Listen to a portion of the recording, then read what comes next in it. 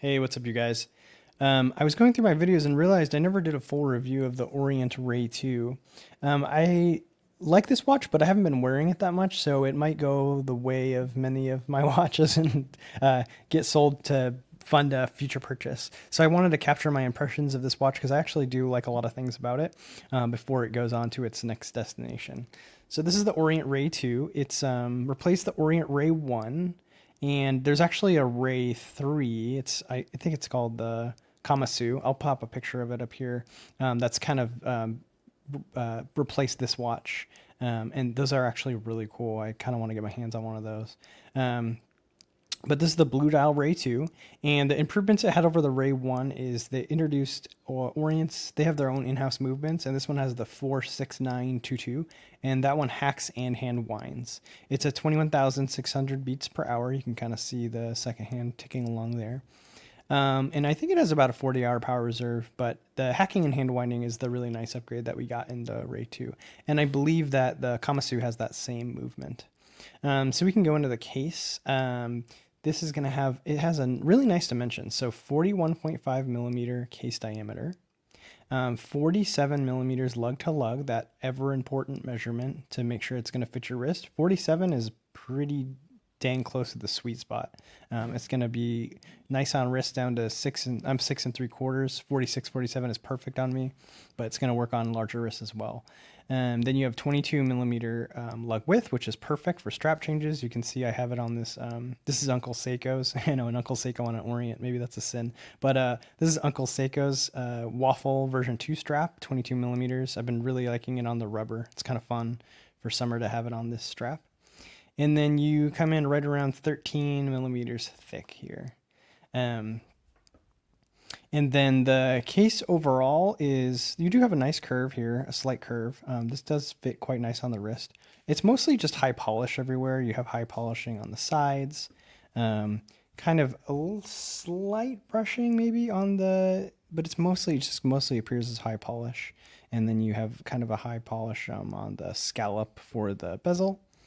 You do get a signed crown. It has the Orient, kind of like a crest and 2 lions and a crown. I don't know. I don't really mind the Orient logo, so it's divisive for some people. It does have a lot going on, but you have at least on the crown here. And then in the back, Orient usually does this. You have these 2 dolphins kind of like swimming around in some waves. So that's kind of cool. And then you do get 200 meters water resist. I don't think this meets ISO certification.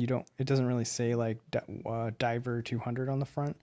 It just says water resist 200 meters. So moving on to the dial, hands, and indices. Obviously right away you see this dial is really cool. It's a very deep blue, and it does play in the light quite nicely. You have that sunbursting effect, and you can see when the light hits it, it pops out to that really vivid blue. And then when the light's not quite hitting it, it can kind of go black, almost like a deep midnight blue. So having this thing in different lighting conditions is really fun to see. They did a really good job. In pictures online, it doesn't really show up that well, but in natural light, they did an excellent job of matching this aluminum insert on the bezel to the dial, and they did an excellent job of matching the chapter ring. All the blues seem really cohesive across the whole watch, and that's probably the best part of this watch is they nailed the blue on this. And then they did a good job. I really like the indices. They're applied. They're kind of, you have that silver framing, and they catch light really nicely around that. If you look right at that 12 o'clock, you got kind of a cool trapezoid, I guess. And then you have circles around, but then at the 6 o'clock and 9 o'clock, then you have a square kind of to designate that those are more important, kind of to orient yourself when you're looking at the watch. And then you have the hands.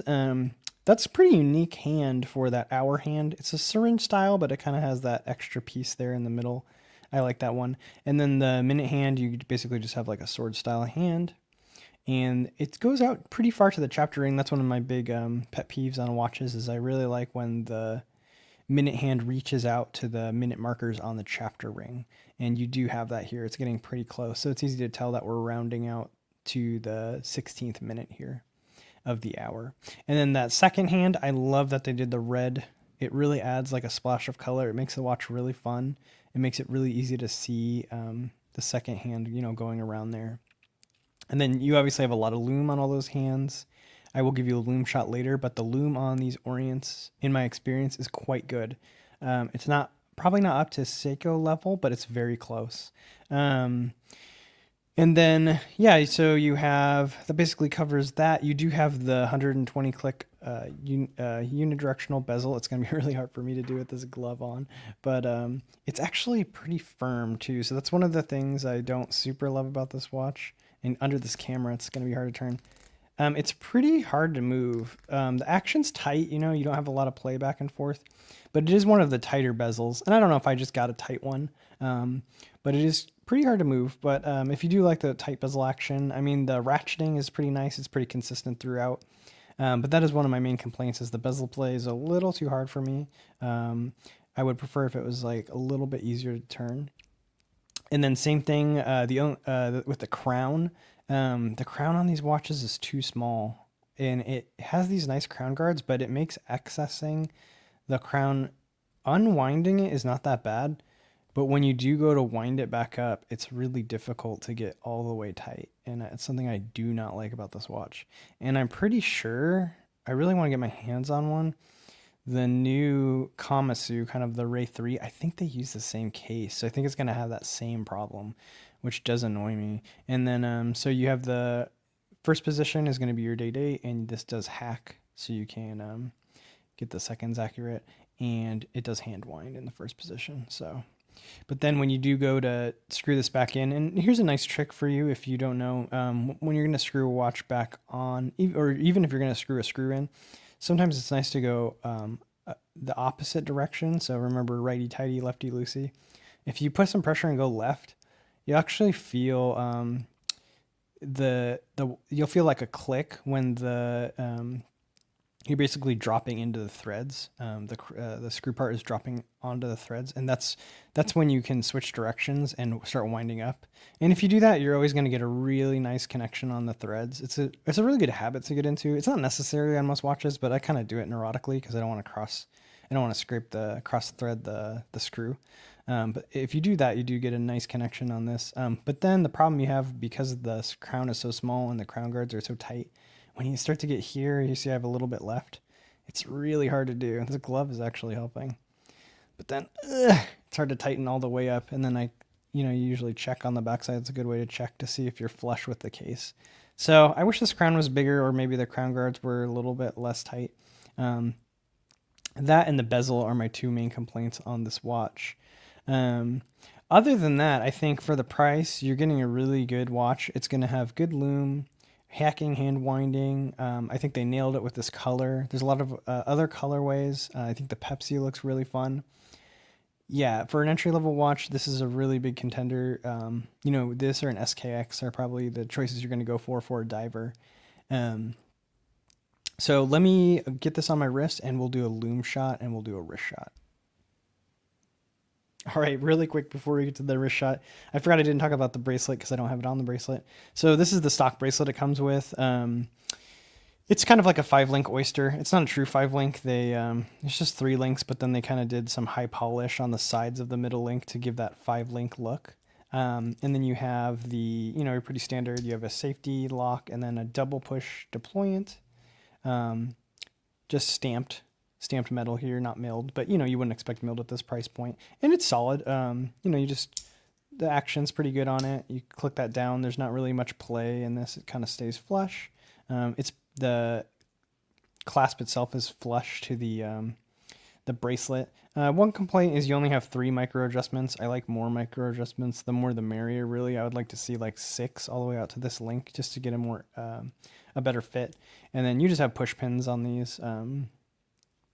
So that's nice. It's easier than the pin and collar system that you find in a lot of Seikos. So I would say this bracelet's fine. It's just a standard bracelet. You got polish on the sides there too, actually. So it's kind of polished on the sides, brushed, polished in the middle, and then polished on the other side. But yeah, it works fine on the bracelet. I found it comfortable.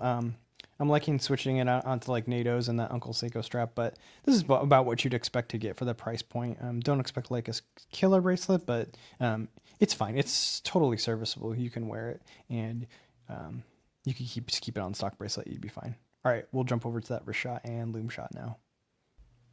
So here it is on my 6 3/4 inch wrist. You can see the 47mm lug to lug. The lugs don't overhang. That 41.5mm case looks quite good. You can see the blue really playing with the light. And then I have it obviously on this Uncle Seiko strap, but you can see that it works really well. You can see that it does like hug down the wrist. Yeah, it's a very comfortable watch. Obviously they just went with a 41.5mm case and 47mm lug to lug. That's a pretty classic size. It's going to look good pretty much on any wrist. So if you were kind of the smaller wrist, but even if you have a slightly bigger wrist, maybe 7 1/4, it's going to fit you pretty much perfect. And that blue dial, that's really the highlight of this watch. It's a gorgeous blue, and it really plays with the light. So let's snap off these lights, and I'll give you a good Lume shot. And I clicked off those big studio lights, so we're just kind of in natural light, and I let it charge a little bit. But yeah, you can see you have nice bright Lume on all the indices. You have the Lume on the hour or the 12 o'clock position on the chapter ring, and you even have Lume on that second hand. So they did a good application of Lume. This is one of the watches, you know, Seikos are true of this too, but you just walk around during the day, and if the sun connects with this watch for even a second, it's going to charge that Lume right up. And you're going to look down at your wrist and see that nice green glow. So good application of Lume. Overall, you know, this is a great entry-level watch. Definitely a choice. I would check out the 3s. Just keep in mind, I think they're going to have the same case shape. Let me know if it's not the same shape and the same crown. So just keep in mind that the crown is a little difficult to operate. But other than that, for like, you know, you can get this, I think I got this for like $130.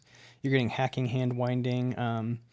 You're getting the 120 click bezel, date. You kind of have everything you'd want. 200 meters water resist. The only thing I forgot to mention, this is obviously mineral glass. You don't get sapphire at this price. I'm really easy on my watches. I don't really scratch or bang up watches. I'm just kind of naturally careful. So I don't really mind mineral, but if sapphire is a deal breaker, you're going to want to look up to like the Orient Mako USA 2.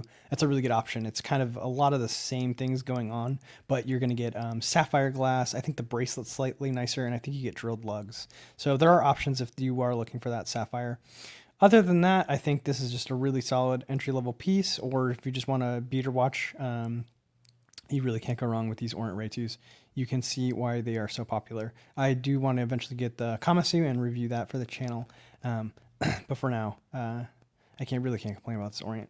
All right, guys, till next time, I'll see ya. Bye.